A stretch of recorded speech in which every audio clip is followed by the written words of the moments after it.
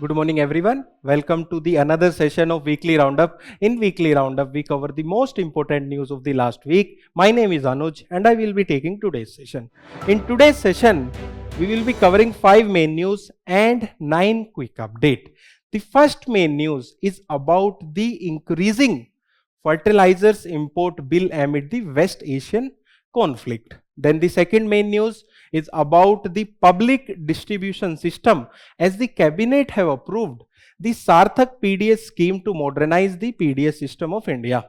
Then the next news is about the 11th Quadrilateral security dialogue between the foreign ministers. Then the next news is special intensive revision of electoral roll, as the Supreme Court has upheld the Election Commission's power to conduct the special intensive revision of electoral roll.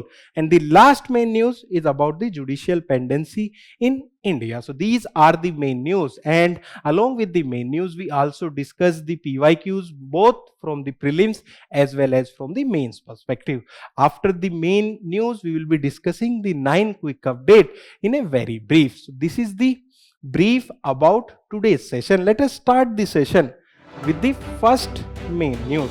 So the first main news is about the increasing fertilizers import bill.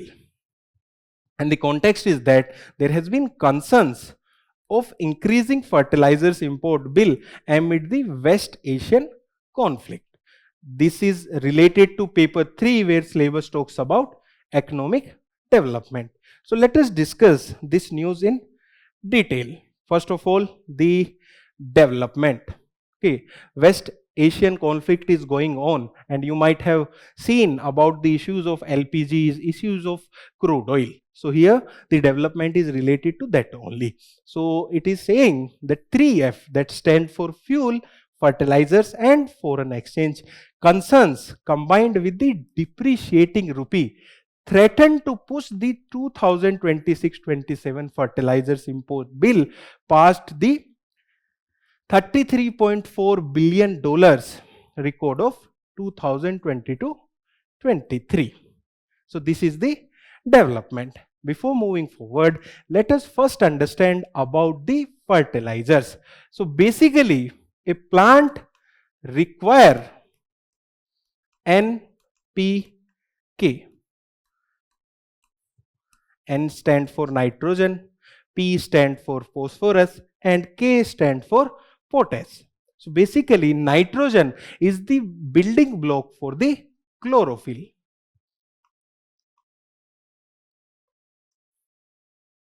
And what does chlorophyll do in a plant? Basically it converts the sunlight into energy. Now the phosphorus help in root development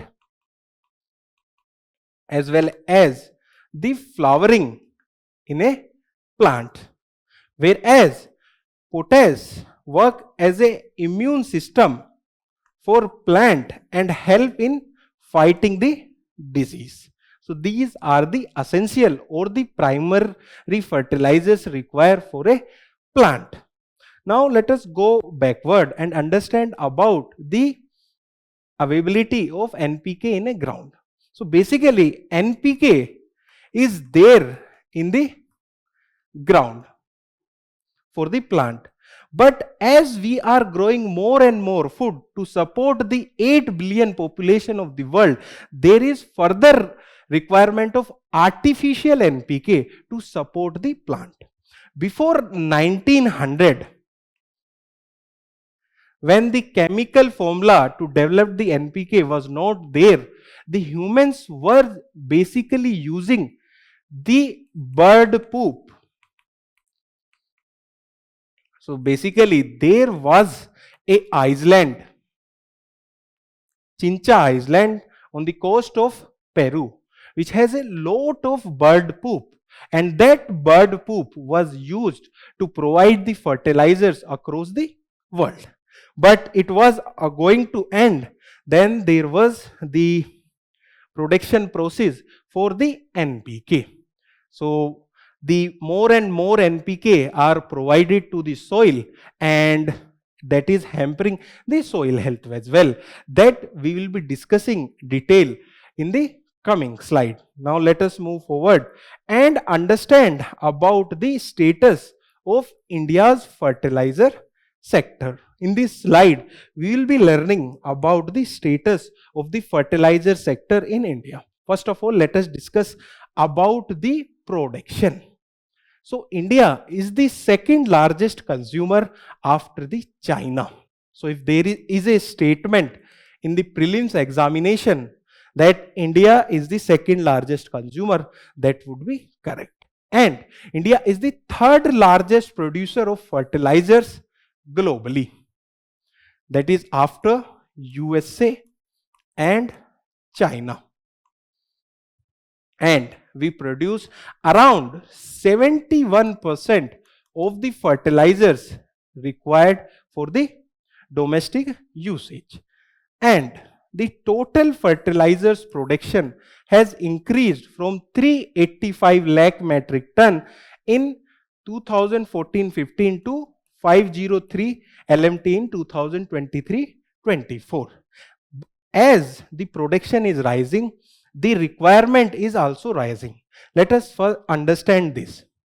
In 1950s, we were providing around 0.5 kg per hectare of the fertilizers in a field. Presently, the average is around 139 kg per hectare. So what is the increase in usage of fertilizer? It is around 280 times. So the increase is of 280 times in the usage of fertilizers in India.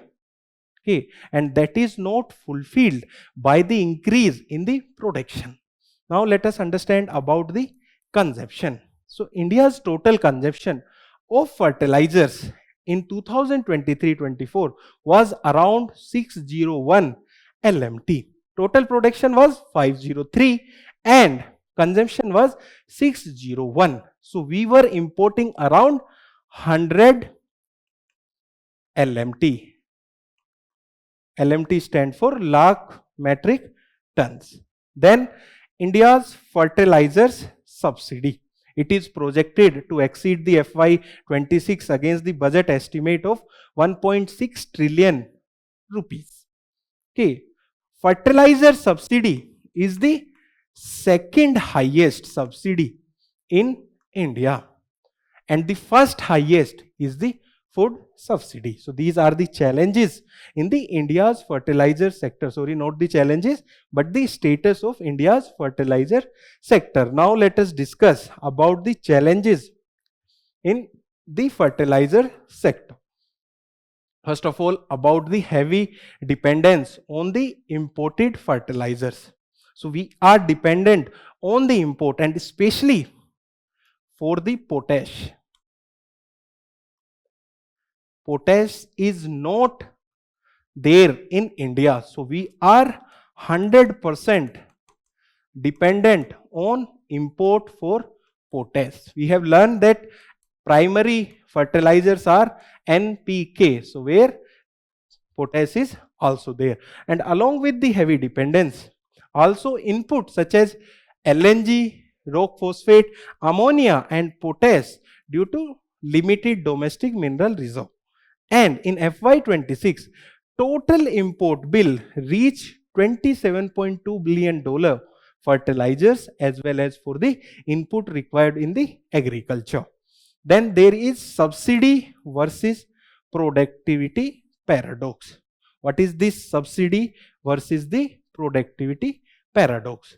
So government provides a lot of subsidy to the farmers to buy the fertilizer. Suppose government stop giving the subsidy to the farmers, farmers won't be able to buy the fertilizers. And now our soil is depend on the artificial fertilizers to grow the plants. If we stop giving the subsidy, farmers will stop buying the fertilizers and stop applying the fertilizers in the field. That will reduce the overall productivity. Then delayed dispersal. So basically government give the subsidy money to the companies which are producing the fertilizers, and sometimes these subsidies are delayed by the government due to various reasons that hamper the production of the fertilizers by the private companies as well as by the corporate companies. Now let us discuss the way forward. So way forward is from the CACP. CACP stand for Commission for Agriculture Cost and Prices. So in price policy report for 2026-27 Kharif season, given some suggestions. So what are these suggestions? When a particular body gives some suggestion that can be directly quoted in your mains answer, that increase the specificity of your mains answer. So first suggestion is leveraging the digital platform like AgriStack to promote the balanced soil nutrition usage to manage the subsidy burden. So as we were discussing the development, we were saying that requirement of NPK is there. So it should be in the 4:2:1 ratio. But in India, it is around 9.5:5:1. So we are using a lot of fertilizers for the soil, and in some areas such as Punjab, Haryana, Western Uttar Pradesh, the usage of fertilizers is way higher. So first is about the reducing the subsidy by checking the soil health and what fertilizers are required for a particular crop and particular field. Second is about the changing all India ratio of nitrogen, phosphorus and potassium of 4:2:1, and it should be revisited and revamped so that there should be reduction in the usage of fertilizers. Lastly, promotion of use of micro and secondary nutrition. So primary nutrients are NPK, and secondary and the micronutrients are other required minerals for the soil or for the production of agriculture. So this is the way forward. Now let us discuss the PYQs related to this news. First PYQ is from the year 2020. So the question is, with reference to the chemical fertilizers in India, consider the following statement. At present, the retail price of chemical fertilizers is market driven and not administrated by the government. So it is administrated by the government. So first statement is not correct. So answer would not be A or D. So it might be B or C. Second statement is ammonia, which is input for urea, is produced from natural gas. So when nitrogen is produced, or when ammonia, which is an input for urea, is produced, it also uses the natural gas, and specifically the hydrogen from the natural gas. So this is an correct statement. Third statement, the sulfur, which is a raw material for the phosphoric acid fertilizers, is a byproduct of oil refineries. So refineries which refine the crude oil. So this is also a correct statement. So answer is B, 2 and 3 only. Now let us discuss one more PYQ from the year 2016.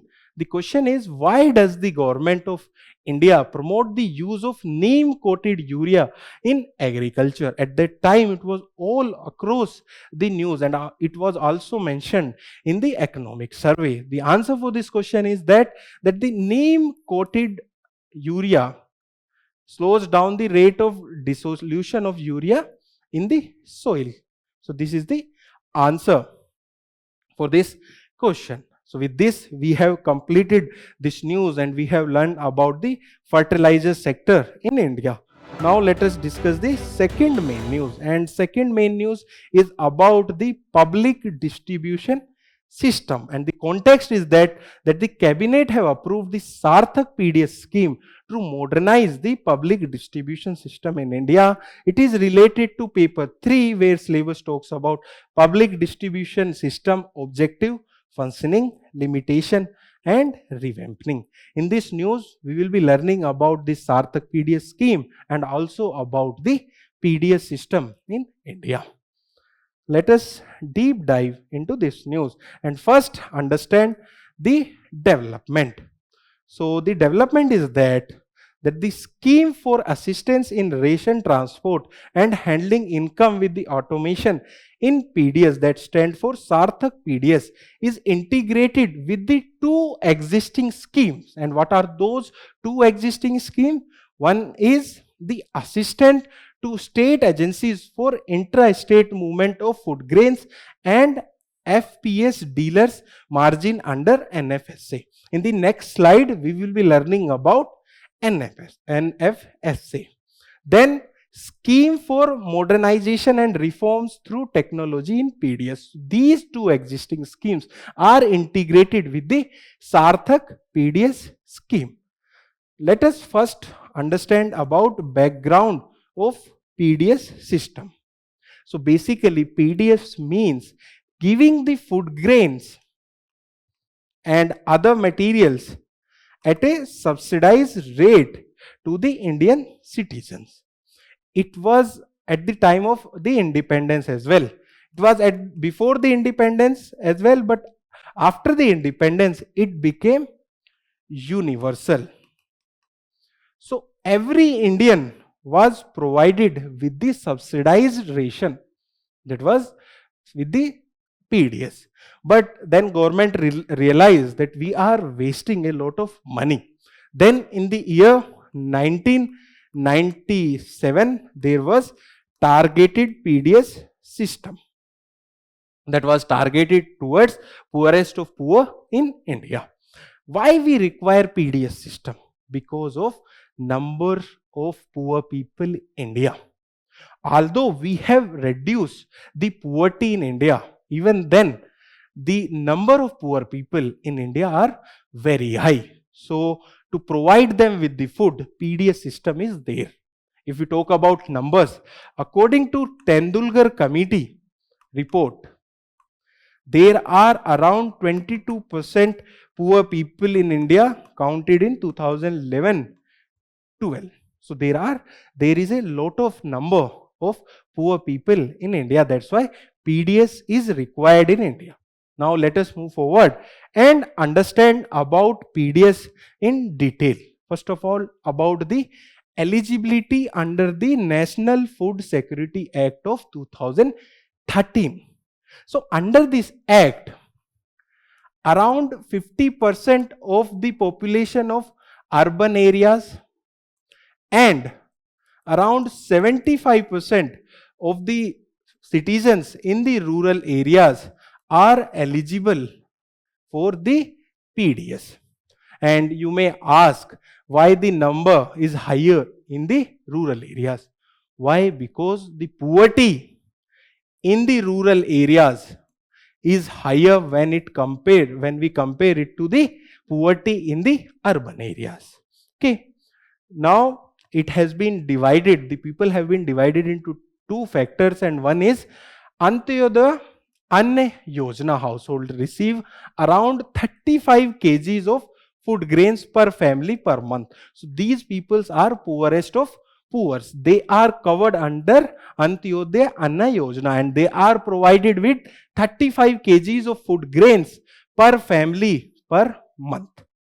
Whereas the other category, that is priority household, receive 5 kgs of food grains per person per month. And if I write this as 25 kgs per family per month, that would also be correct for the priority household. And it is taken care by the Ministry of Consumer Affairs, Food and Public Distribution, and it is jointly operated by the central government as well as by the state government. Now let us understand about the role of central government as well as the role of the state government. So from where we can get the food grains? We can get the food grains from the farmers. So basically central government through FCI procure the food grains from the farmers. That is the responsibility of the central government. And they also distribute it to the state government at the central issue price. Then state government shift it to the fair price shops, where the beneficiaries can take the subsidized food grains, or in some cases there are other materials as well provided at the FPS that can vary from one state to the another state. Now let us read that. First of all, the responsibility of the center. So it procure, store, transport and bulk allocation of the food grains. And the responsibility of the state, it has operational responsibility that include the identification of the beneficiaries, also the issuing of the ration card and supervision of the fair price shops. Okay, fair price shops are the shops from where beneficiaries get the food grains. So this was about the public distribution system. Now let us discuss the challenges associated with the PDS and it impact the food security of India. First is PDS issue, that is problem with the food distribution like failure of point of sale machines. Okay, you might have read that classical case study where you might have studied that you are an administrator and some old woman is not able to get the subsidized food grains because of issue with the POS machine, or she does not have the Aadhaar or some other required certification. What you will do? So that is the issue here. So that after that there is targeting error as well. So there can be incorrect beneficiary identification. So some eligible families can be excluded and some ineligible families can be included. That is targeting error. Then there is leakage and diversion, as there is issue of corruption in the FCI. Then rising subsidy. In the last news, we have discussed that the food subsidy is the largest component of subsidies for a central government. And lastly, the issue of irregular supply. It is there that the inconsistent food availability and the quality is not that good. So these are the issue with the PDS system. Now let us discuss about the SARTHAK-PDS, that is the new scheme. So its duration is up to 31st March of the 2031 and it coincides with the 16th Finance Commission cycle, and the outlay is 25,530 crore rupees over the next 5 years, and it cover around 81.35 crore NFSA beneficiaries. So there are around 80 crore people in India who take the subsidized food.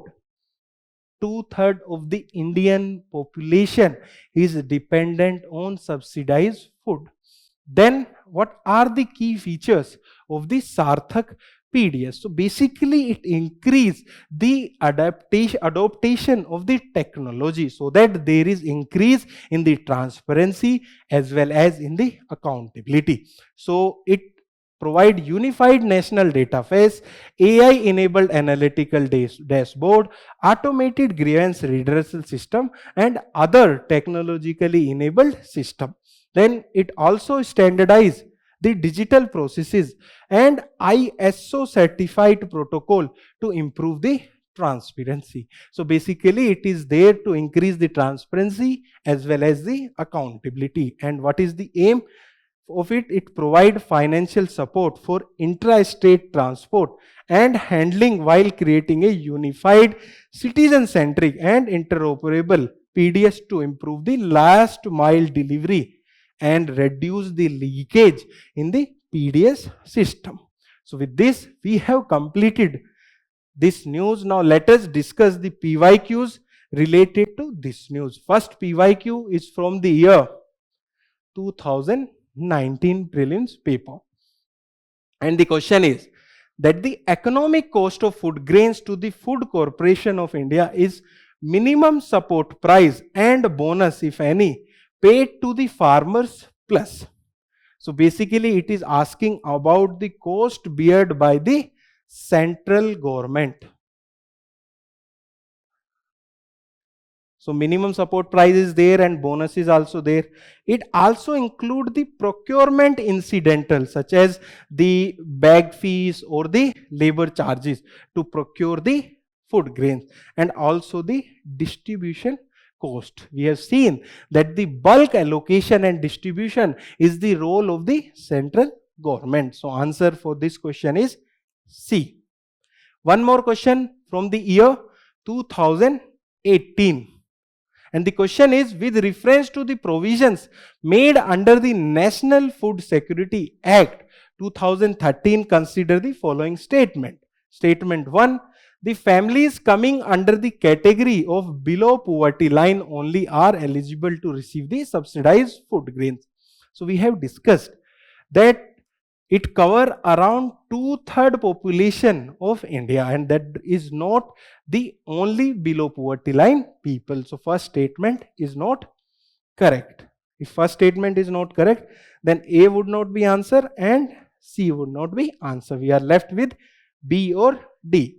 Second statement is the eldest woman in the household of 18 years or above shall be the head of the household for the purpose of the assurance of the ration card. It is a correct statement. That means answer would be B. What is the third statement? The third statement is that the pregnant woman and lactating mother are entitled to take home ration of 1600 calories per day during pregnancies and for 6 months thereafter.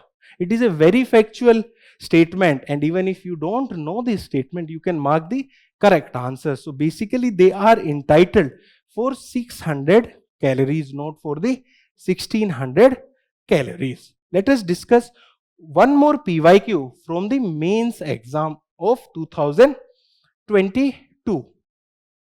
It is a direct question from the public distribution system. So the question is, what are the major challenges of public distribution system in India? How can PDS be made effective and transparent?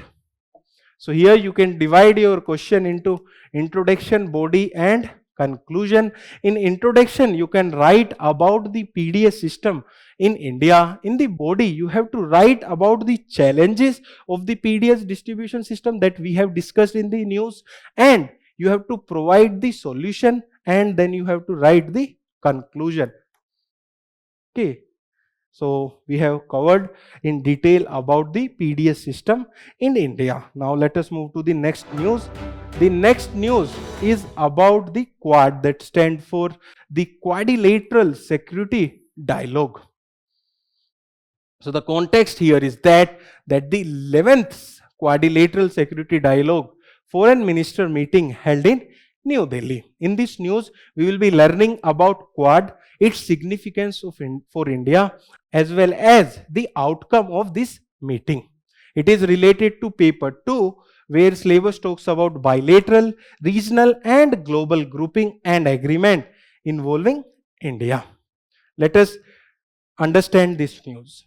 First of all, let us understand about the Quad.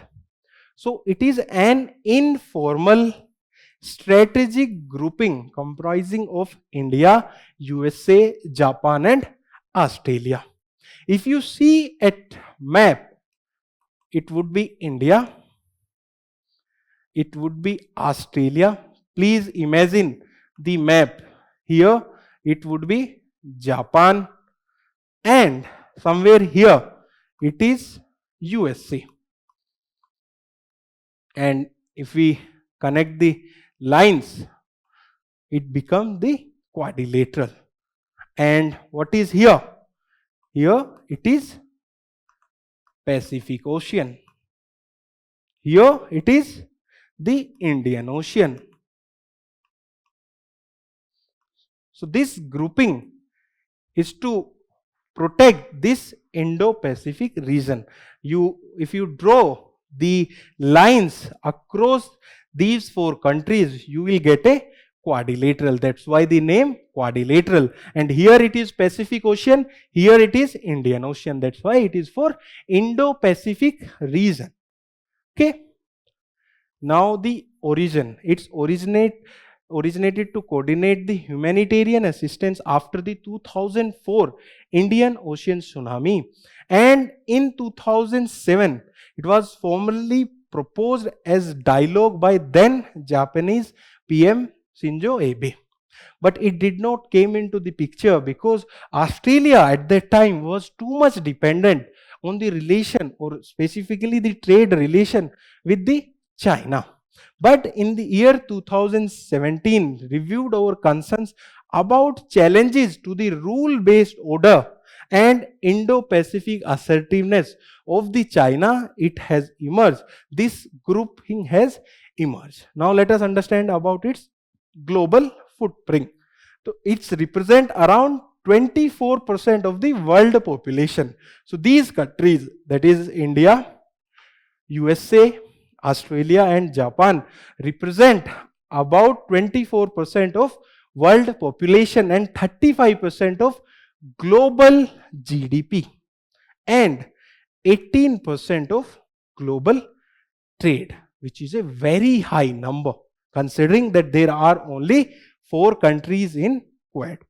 Now let us understand about the significance of Quad for India. Okay, so let us draw that quadrilateral again.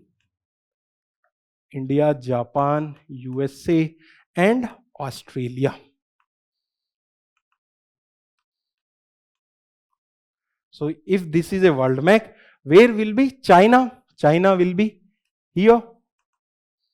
And if you observe the action of the Chinas in the last 1 or 2 decades, it is increasing its influence in the nearby region. So more specifically, in this region, it is going on increasing its influence. And in that influence, India is also there. So we have to assert our sovereignty and also protect the interest of other countries in this region as well.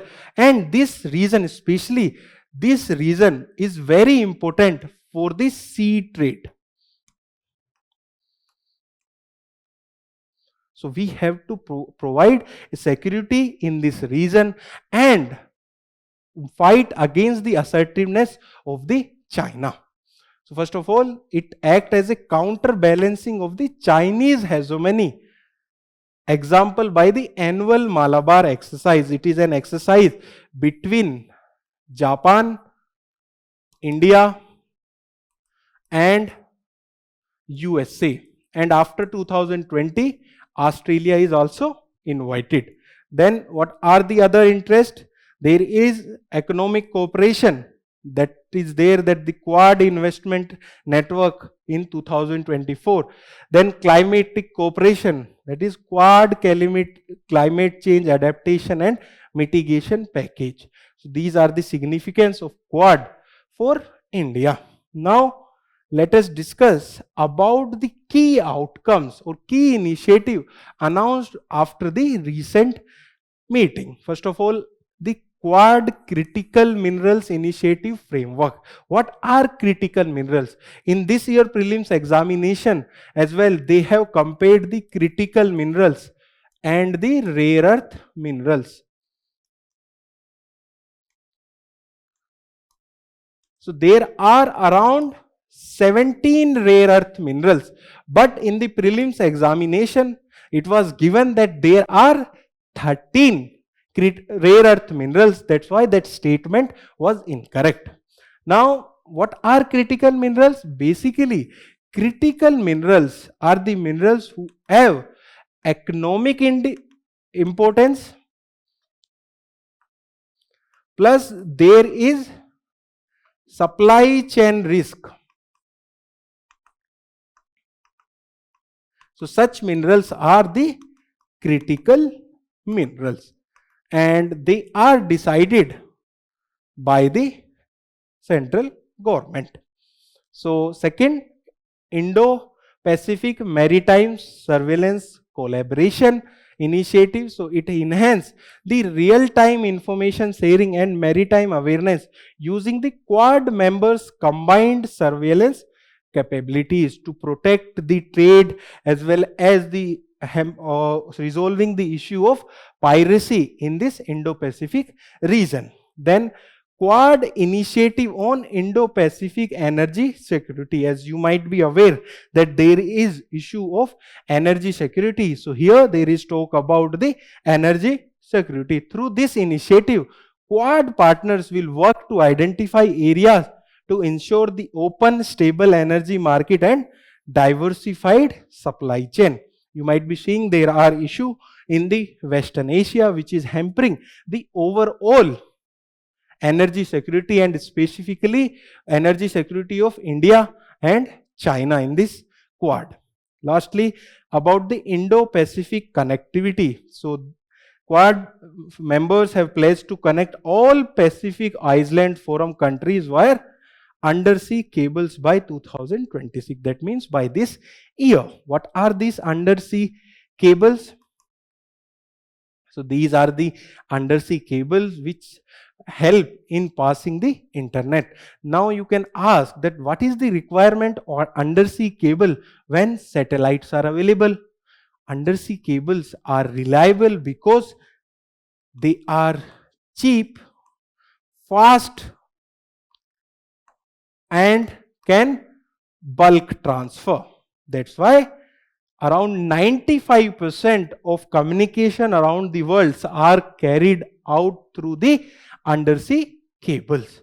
So with this we have completed this news. Now let us discuss the PYQ related to this news, and the PYQ is from the year 2020 mains examination. So the question is, Quadrilateral security dialogue, Quad, is it transforming itself into a trade bloc from a military alliance in the present time? Discuss. So you have to discuss about Quad and how it is transforming into a trade bloc from a military alliance, that you have to discuss in this question. So with this we have completed this news and have discussed in detail about the Quad. Now let us move to the next news.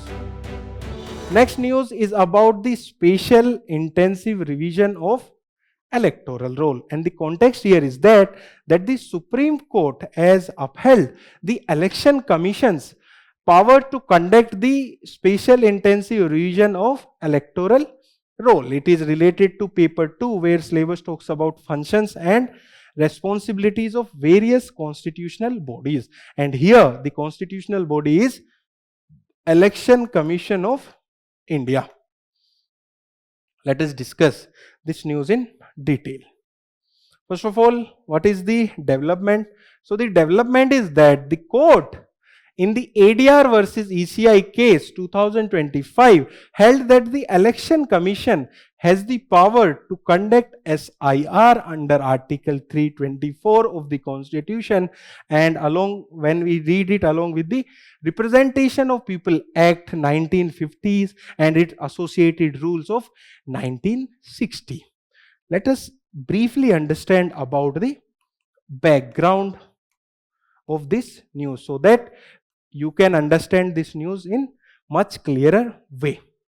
So Election Commission of India said that it will conduct SIR to purify or to remove the duplication in the electoral roll, and it has started with the state of Bihar. Then it was also conducted in other states such as Kerala, Tamil Nadu and West Bengal.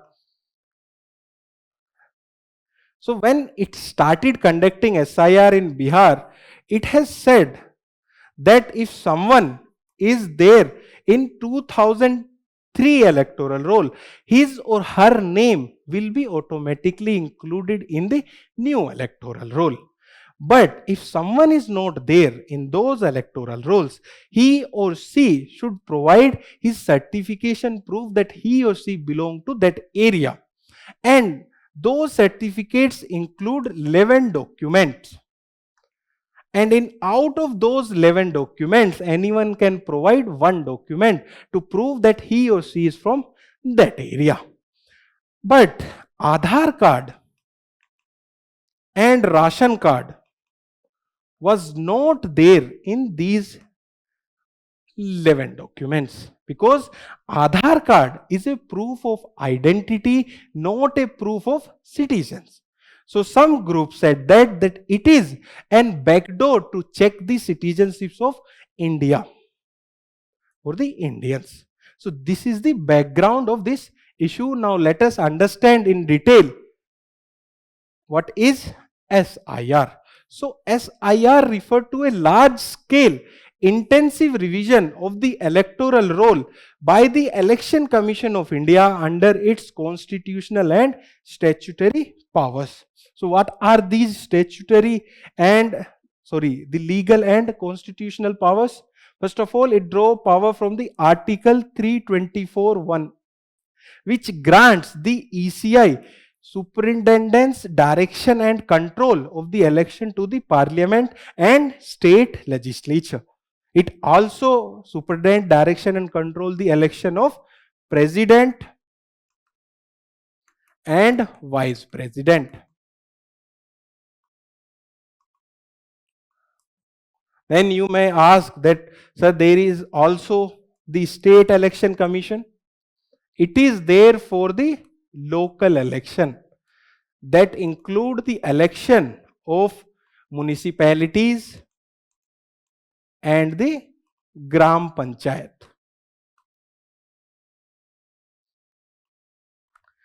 Even the state assembly elections are conducted by the Election Commission of India, not by the State Commission of State Commission. Election State Commission. It's not SCI. Basically, it is State Election Commission. Okay. Then, under the Representation of People Act 1950, Section 21(3) empowers the ECI to order the special revision of electoral roll. So what is this Representation of People Act 1950? And then there is another act as well, Representation of People Act 1951. So basically 1950 Act look after the provisions related to before the elections that also include the electoral roll. And the Representation of People Act of 1951 is for the process of the election and after the issues after the election. Okay. Then the Section 16 of the Representation of People Act of the 1950 disqualify a non-citizen from being enrolled in the electoral roll. Then lastly, Registration of Electoral Rules 1960 specifies procedure for enrollment, revision and other scenarios. Basically, it is there under Article 21A, Rule 21A of the Registration of the Electoral Rules 1960. Now let us discuss about the key highlights of the Supreme Court's judgment. So Supreme Court has said that the SIR satisfy the three requirements of proportionality. What is this test of proportionality? So under this test of proportionality, Supreme Court checked that the Indian government action which restrict the rights of the citizens are justifiable or not.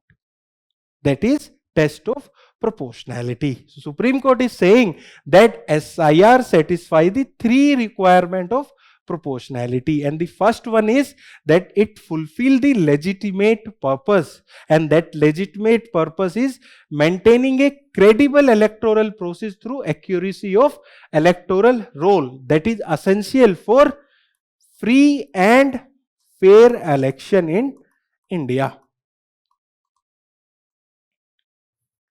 Then second, It is about means pursued are not excessive. And Supreme Court has said that there was structure house to house enumeration, verification and scrutiny by the designated officers, and there was availability of remedies as well. Then lastly, least restrictive option. So Supreme Court has said that the statewide SIR was proportional to the scale of the problem. Then Supreme Court has also observed that the Election Commission is empowered to examine the question bearing upon the citizenship, but consequences of such citizenship determination is limited. So basically Supreme Court is saying, once you are granted with the citizen, there can be questions about the citizenship. But here the the result of this will not be detrimental. So they have to send the queries related to citizenship to the Home Ministry. That is the competent body to check the citizenships of Indian citizen under the Citizenship Act of 1955. So Supreme Court is saying that Election Commission of India can question about the citizenship of the Indians or the people who are willing to come into electoral roll, and if they are not satisfied, they have to send that to the Home Ministry, that is the competent authority to check the citizenship of an citizen under the Citizenship Act. Okay. So with this, we have completed this news. Now let us discuss the PYQs related to this news. So first PYQ is from the question from the year 2017. The question is, right to vote and to be elected in India is a fundamental right, natural right, constitutional right, or the legal right. It was much debated at that time, but the key said that it is a constitutional right. Even the Supreme Court has observed that it is a constitutional right under Article 326. Then one more question related to Aadhaar in the year 2018. The question is, consider the following statement. One, that the Aadhaar card can be used as a proof of citizenship or domicile. Second, once issued Aadhaar number cannot be deactivated or omitted by the issuing authority. So first statement we have discussed in the news that Aadhaar card is not proof of citizenship or domicile.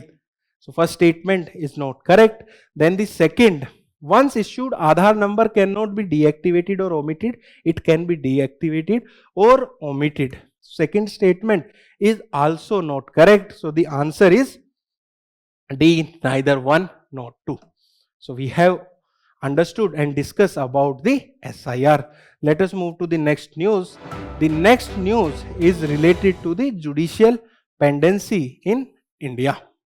It is related to paper 2, which talks about structure, organization and functioning of the executive and judiciary. In this news, we will be discussing about issues of pendency of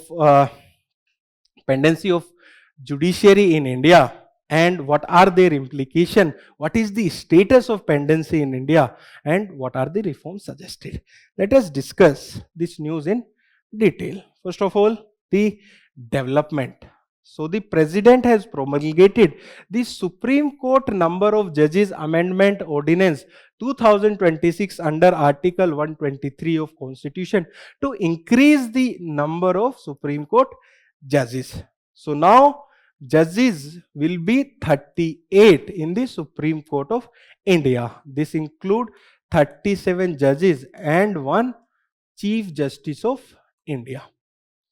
Chief Justice. As Parliament was not there in the session, so President has promulgated the ordinance. Okay, and the Supreme Court existence on 26 January 1950. This is the 7th time that the strength has been increased under Section 2 of Supreme Court Number of Judges Act 1956. So at the time of independence, it was given that there will be 7 judges and 1 Chief Justice of India. But at that time, the population of India was around 36 crores only. Now, the population is around 140 crores. At that time, there was not the concept of PIL, or there was no internet, and there was less issue. So now there has been increase in the issues, and there has been increase in the litigations in front of Supreme Courts. That's why central government has taken a step to increase the number of judges in the Supreme Court from present 34, that include Chief Justice of India, to the 38. Okay. Now let us discuss about the status of judicial pendency, and this data is from National Judicial Data Grid. So at the Supreme Court level, there are nearly 93,000 pending cases, and in the lower judiciary, the crisis is more higher. In the High Court, there are around 64 lakhs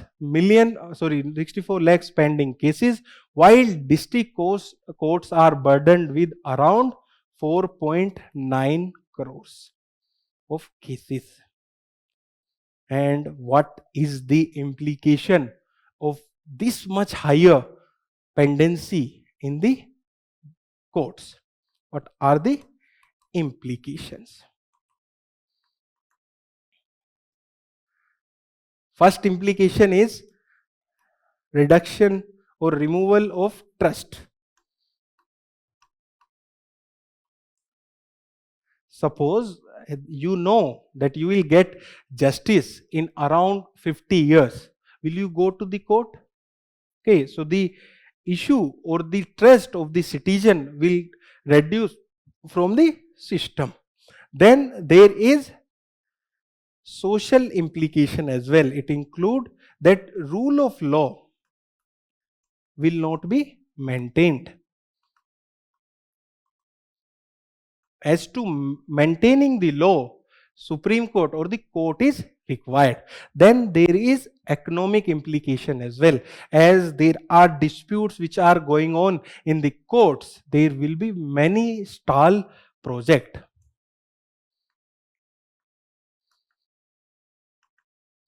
Then the pendency issue impact more to the poor people. As you might be aware that around 70% of the people in the prisons are under trial, and even under Article 21A, not 21A, under Article 21, there is fundamental right for speedy trial. Even that is not fulfilled. Now let us move forward and discuss about the causes of pendency. First of all, the non-linear impact of expansion. So we have seen historically that if we increase the number of judges, that does not lead to reduction of the cases. Okay, last time number of judges was increased in 2019, and that does not lead to reduction or the total pendency of cases in Supreme Court. That is our observation. Second is the inadequate judge to population ratio. So presently there are 21 judges for 10 lakh people in India. But the Law Commission's 120th report says there should be around 50 judges for 10 lakhs people. So presently, the number of judges is less than half. Then the dilution of the core mandate of the Supreme Court.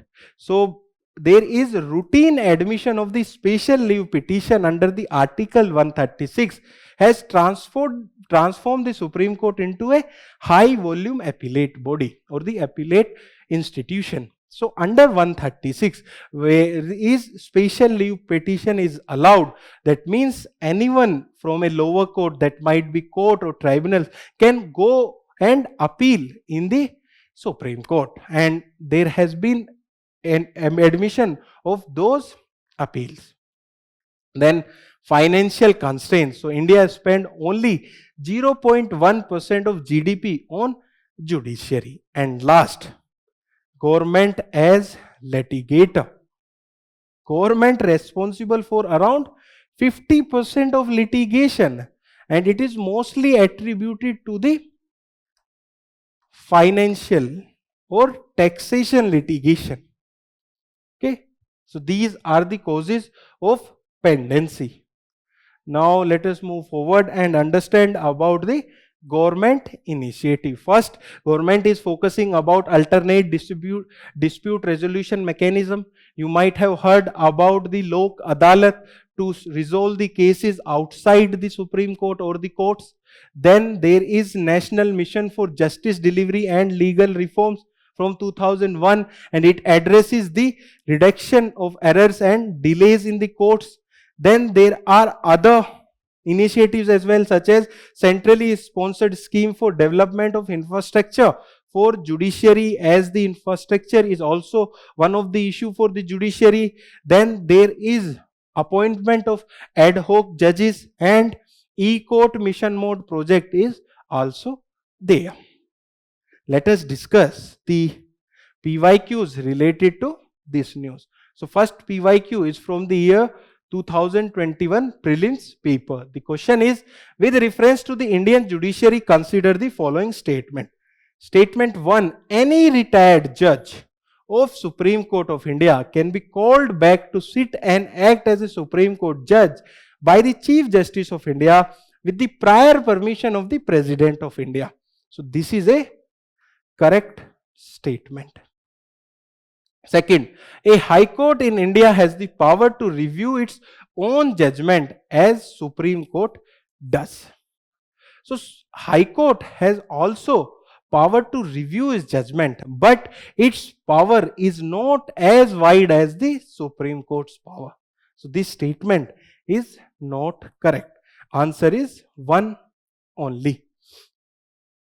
Let us discuss one more PYQ from the last year paper, mains paper. The question is, discuss the evolution of collegium system in India, critically examine the advantages and disadvantages of the system of appointment of judges of the Supreme Court of India and that of USA. So here you have to discuss about the collegium system in India, and then you have to examine the advantages and disadvantages of the system of appointment of judges of the Supreme Court of India that with the United States. So with this, we have completed all the main news for today.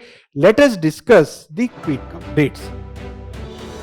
So the first quick update is about the International Criminal Court. The context here is that the Hungary's parliament have approved the continued membership in International Criminal Court. So here you have to understand that International Criminal Court is different from International Court of Justice. This International Court of Justice is a UN body. So here we will be discussing about International Criminal Court. So it is headquartered at Hague, Netherlands, and International Court of Justice is also headquartered at Hague, Netherlands. It is founded by Rome Statute, that is International Criminal Court, that has been adopted in 1998 and entered into the force in 2002 as the world first permanent international criminal court, and its jurisdiction involve investigation, prosecute and try individual, not group of state, whereas the jurisdiction of International Court of Justice include the state. Okay. And crime under the ICC jurisdiction, that is the International Criminal Courts, include genocide, crime against humanity, war crimes and the crimes of aggression. And membership, there are 125 members countries, and that does not include India, Israel, US, Russia or China. And about the enforcement, ICC decisions are binding. Let us move to the Next quick update. The next quick update is about the Forest Advisory Committee. So the context here is that the Forest Advisory Committee has granted in principle approval for diversion of over 3,000 hectares of forest land across several states for key infrastructure projects. So basically a context is not that important, but this body, that is Forest Advisory Committee, is very important. So it is a body which recommend the central government to divert the forest land for the non-forest purposes, but the deciding authority is the central government, not the Forest Advisory Committee. Let us first understand about the Forest Advisory Committee. So it is a statutory body constituted under the Forest Conservation Act of 1980. So when there is diversion of forest land for non-forest purposes, that is permitted by the central government, and for that recommendation is given by the Forest Advisory Committee, and its chairman is Director General of Forest. And as we have already discussed, it plays a crucial role in evaluating proposals for the diversion of forest land for non-forestry purposes like mining, dam construction and road building.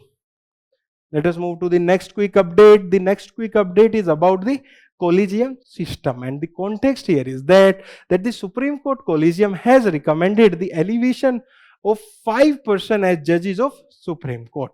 Okay. So here we will be discussing briefly about collegium system. So President appoint the judges of Supreme Court and the High Court under Article 124 and 217, and there is no minimum age to be a Supreme Court or High Court judge, and a distinguished jurist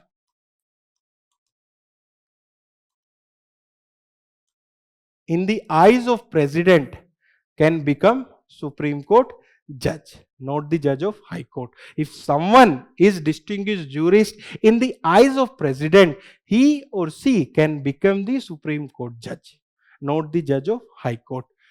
And the judges are recommended for appointment by the collegium, and the collegium for Supreme Court and High Court is different. For Supreme Court, it consists of Chief Justice of India and 4 other senior most judges of the Supreme Court, and for the High Court, it is Chief Justice of High Court and 2 other senior judges of the concerned High Court. Let us move to the next quick update. The next quick update is about the natural gas, and the context is that recently Oil India Limited has discovered a new natural gas reserve in Rajasthan, and it is very important development for energy security of India. Here we will be discussing about the natural gas in India. So its composition, it's mainly composed of methane with smaller amount of natural gas liquid, non-hydrocarbon gases like CO2 and water vapor. Okay, you might have heard about PNG and LPG. PNG is piped natural gas and LPG is liquefied petroleum gas. So in PNG, in the natural gas, methane is the base. In LPG, it is butane or propane in small amount. Okay. Then estimated reserve, there is around 1000 million cubic meter, with largest reserve being in the western offshore region followed by the eastern offshore. If you look at the peninsular map of India, so largest reserve are there on the western offshore, and that is followed by the eastern offshore. The next quick update is about the hog deer. And the context here is that recently an albino hog deer has been spotted in Kaziranga National Park, that is there in Assam. And this albino is a genetic mutation where there is low production of melanin, and melanin covers the body with the black color. Okay, that help or that protect the body from the dangerous UV lights.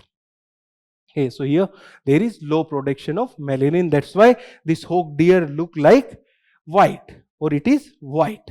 Here we will be discussing about hog deer. So it gets its name from hog-like manner in which it's run, and its distribution, it's found across Indo-Gangetic plains and part of South and Southeast Asia, including India, Nepal, Bhutan, Bangladesh and Myanmar. So it is there in India and the neighboring countries. Now let us discuss its conservation status. First of all, it is endangered under IUCN Red List. And when we talk about the Wildlife Protection Act of 1972 of India, it is there under Schedule 1. That means it is provided with the highest security. Okay. Now let us move to the next quick update. The next quick update is about the heat dome. So the context here is that the heat dome over Europe scorches the UK, France and Spain. So basically heat dome is a dome-like structure where you might be knowing that when the air get heated, it try to go upwards and it cools down. But in the heat dome, this dome does not allow to air to dissipate, and this hot air come back to the earth, that increase the temperature. So this is heat dome. Let us understand the heat dome. It is basically a high pressure atmospheric system that trap the warm air near the earth's surface for prolonged periods. So here this heat is trapped by this high pressure system, and that is leading to increase in extreme heat condition, because hot air expand and it create a bulging dome that trap the heat within it. Okay, and what is the mechanism? So descending air gets compressed and heated, while high pressure prevent cloud formation and trap hot air near the surface. So basically this is the mechanism. And what are its impact? It lead to heat waves, drought, wildfire and severe health risk. Okay, let us move to the next quick update. The next quick update is about the India's stock market, and you might have heard about this news that Taiwan has overtaken India as the world fifth largest stock market. Now India is at the 6th place. And what are the world top 4 stock market? First one is New York stock market, that is there in New York, and second is Nasdaq, that is also there in USA, then Shanghai Stock Exchange, China, and then Japan Exchange Group. And Indian stock market is regulated by the SEBI, that stands for Security and Exchange Board of India. And primarily there are 2 exchange in India, stock exchange. One is Bombay Stock Exchange, established in 1875. It is the oldest stock exchange in India, and also it is the oldest stock exchange in the Asia. The oldest stock exchange in the world is Amsterdam Stock Exchange. So Amsterdam Stock Exchange is the oldest stock exchange in the world. And when we talk about the largest, the National Stock Exchange, established in 1992, is the largest stock exchange in India. And investor can trade on these exchange for either the short term as well as for the long term. Now let us discuss 2 more quick update, and one of which is Belgorod region. So whenever there are regions which are there in the conflict, that become important for your prelims examination.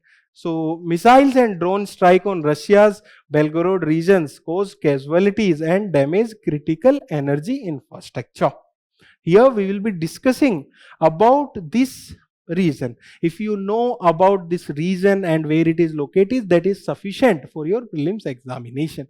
So this region was established on 6th January of 1954, and it is located in the southwest Russia, also say a state border with Ukraine. So here it is there, Belgorod. Okay, and it share border with the Ukraine. It lies along the Donets River and serves the administrative capital of Belgorod Oblast. This is Belgorod Oblast. And why it is important? Because it is an industrial hub and it produces 1/3 of the Russia's iron ore and leads in agriculture. Let us discuss one more region that is there in the conflict, and that is the Hormozgan province. And what is the context? That the US strike near the Strait of Hormuz in Iran, southern Hormozgan raised ceasefire tension. So there was ceasefire between USA and Iran, but USA have attacked this region. So this region is there here. It is very near to the Strait of Hormuz. Strait of Hormuz is there between Iran and Oman. And here, this is the Hormozgan province. Okay, here we will be discussing about this Hormozgan province. So its location, it is the southern province of Iran along with the Persian Gulf and the Gulf of Oman, and its capital is Bandar Abbas, that is located on the northern coast of Strait of Hormuz. That is one of the port of the Iran as well. And what is its strategic importance? It is strategic importance is that it is situated near the Strait of Hormuz, which is a major global oil trade route. So with this, we have completed today's session. And if you want to read further the other current affairs material of Vision IAS, or you want to solve the smart quizzes, you can visit the digital current affairs website of Vision IAS. Thank you and all the best for your preparation.